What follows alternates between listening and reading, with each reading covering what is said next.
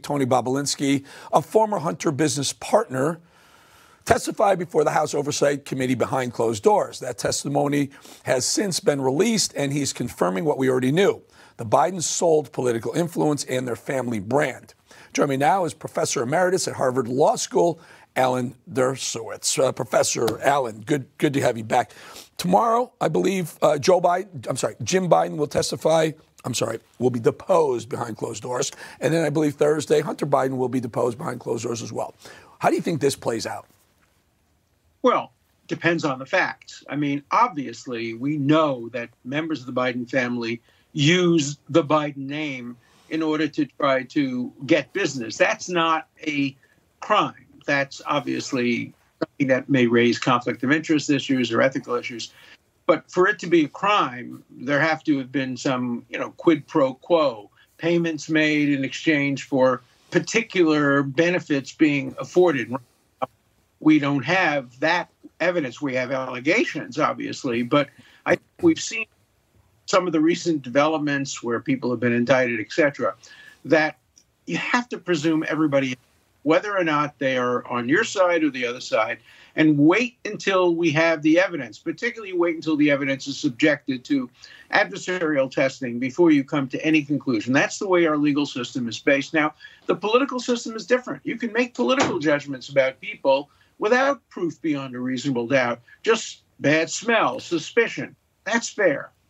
So I want to leap over to the Trump judgment, the 355 against Donald Trump. So Alina Habba was on the show the other day and said that to appeal, Trump's going to have to post the bond, and the bond was going to be for the full amount plus. She said somewhere around $400 million just to appeal. Two questions. Number one, why would it be so onerous? And number two, Alan, if the appeal fails and they get their $355 million, what is the state of New York going to do with that money if there's no victim? Well, they'll probably use it to go after other people. They'll put it in their coffers. And this is a horrible case. First of all, there shouldn't be a bond requirement in a case like this, because this was essentially a fine. They called it a disgorgement, but it's a fine. It's a penalty.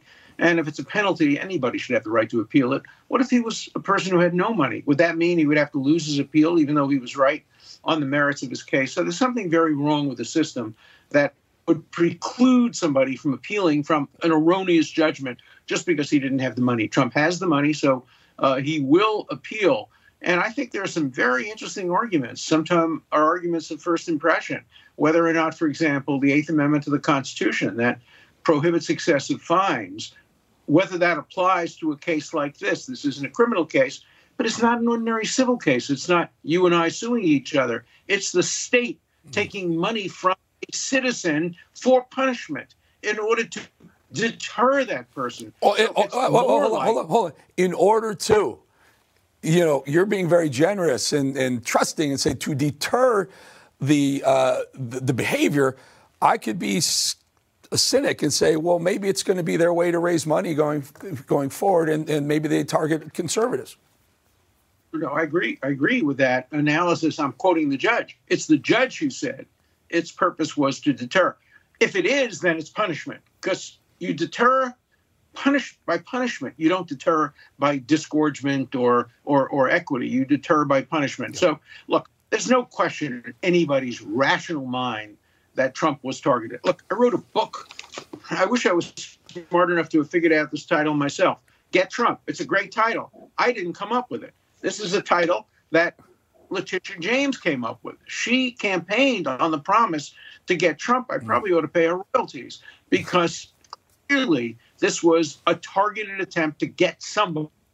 She basically campaigned and said, I'm going to get Trump. Well, let's find out what the evidence is. We're not sure what we're going to get him for, what it is. I'll get him for something. I'll get him for something.